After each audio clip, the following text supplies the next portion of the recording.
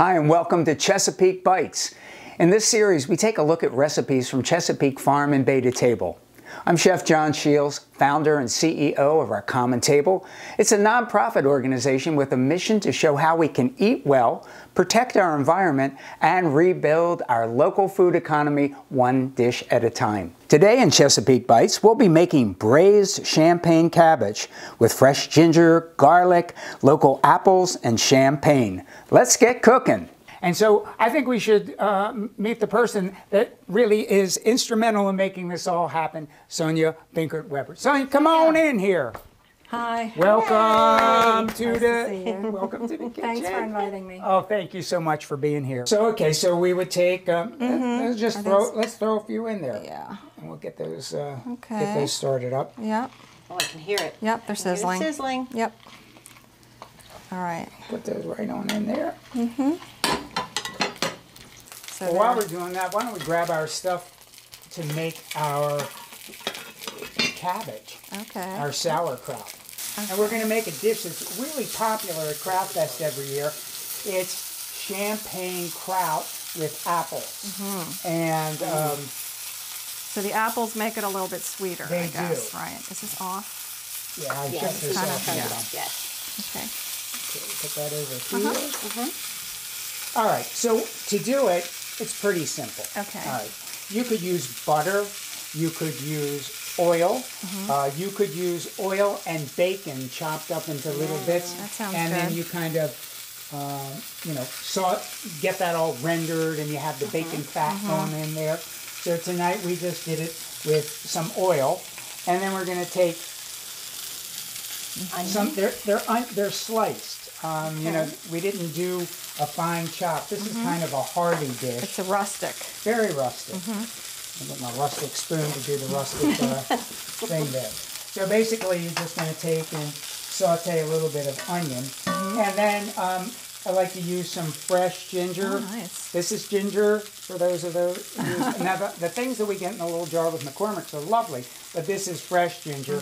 And it really makes a big difference in this particular dish. Actually, never heard of that before in sauerkraut. Truly. It's so good. It's delicious. It's I so love good. ginger. And I put a little bit of garlic in there. Oh, that surprises me, the garlic. I didn't know just a little bit. Yeah. Well, around here, the thing that we have to realize, the Chesapeake, this whole thing, it is a melting pot. You had so many influences into all the food. Yeah.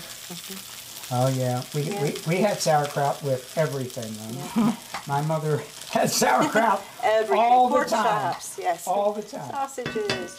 She definitely liked it. Aw. And so did all the animals. And it's good for you, actually. All the animals Yes, out there. vitamin 'cause C. anything Vitamin was C. left over. It kept the German sailors.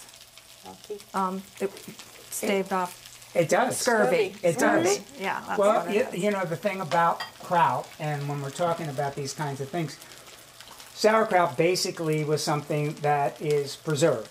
It's something that can keep for a long time. Right. And many cultures, I had a friend who's Croatian, and his grandmother would make somewhere between 2,000 to 4,000 pounds of kraut a year for the whole village. Right. They had the crocks that you were talking about, but massive, and they Yeah. would go into the ground. And that's what they ate. That was their vegetable for the whole winter Right, it and kept into them- the spring. Yeah. So, some people kind of, scoff at cabbage, but cabbage really has sustained many civilizations for quite some time. Yeah. All right, so we got our apples all sauteed. Then what I did is I took the fresh sauerkraut, so this is fresh sauerkraut, and rinsed it really well in a colander. Because, we don't want it to be really, really sour, this particular dish. So you're just going to take and put that in there, like so. And then give it a nice stir so that basically, all the oil and the butter or the bacon or whatever you have in here kind of coats the cabbage at that point. Butter and bacon. You can't Butter go and wrong. bacon. That's always was a wonderful smell to wake up to. When Gertie was cooking breakfast, I was like, oh my God, I want to get up. All right then, Mary, this Yes, is your sir. job. My job. Okay, we do the need some champagne. champagne for the champagne cabbage. Okay. And Mary's very good at this.